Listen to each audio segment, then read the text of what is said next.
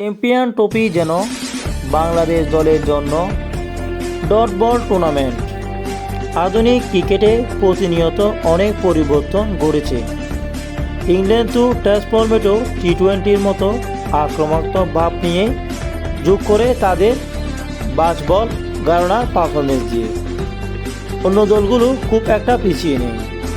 Format বিবেচনা না করে দ্রুত রান তুলতে মনোযোগী অন্যান্য দলগুলো, কিন্তু বাংলাদেশ সেই ধারাবাহিক রাখতে রাজি নন। চলমান চ্যাম্পিয়ন ট্রফিতে তারা ডট বল দেওয়াকে যেন জ্ঞান জ্ঞানে পরিণত করেছে। 50 ওভারের ফরম্যাটে বাংলাদেশি ক্রিকেটাররা এখন মাঠে নামছেন অনেক আগে, সেই 250 রান তোলার কথা মাথায় রেখে। ইনিংসের শুরুটা ভালো মন্দ যেমনই হোক, ওয়ানডেতে বাংলাদেশের দূর পছন্দের অঙ্ক আশেপাশে ঘুরে ফিরে 250-র কাছাকাছি বা তার চেয়ে একটু বেশি।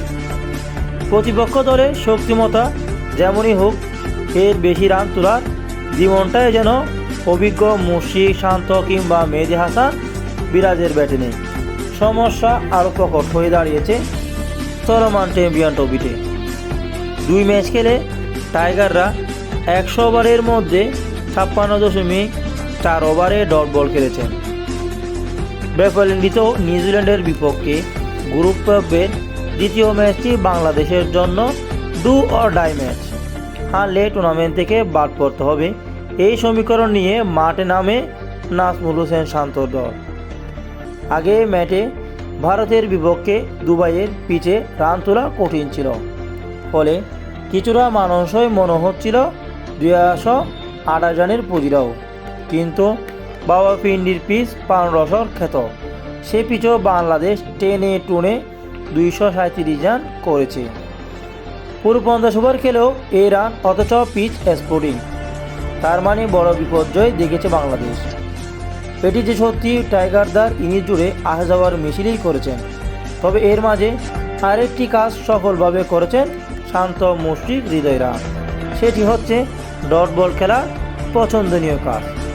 টিউদের বিপক্ষে 300 বলে 181টি 30.1 ওভার ডট দিয়েছেন বাংলাদেশি ব্যাটাররা, অর্থাৎ অর্ধেকেরও বেশি বল ছেড়েছে কোনো প্রকার রান ছাড়াই। ডেথ ওভারে যেখানে কোনো দল রান তোলার প্রতিযোগিতায় থাকে, সেখানে কিউট পেসার উইলিয়াম রুপে 45তম ওভার ব্যাটন উপহার দিয়েছে বাংলাদেশ।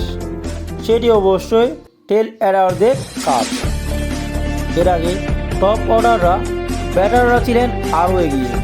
বাংলাদেশের ইনিংসের প্রথম 21 ওভারে 86টি ডট বল খেলা হয়েছে, মানে 68.25% বলে কোনো রানে পাননি শান্তরা।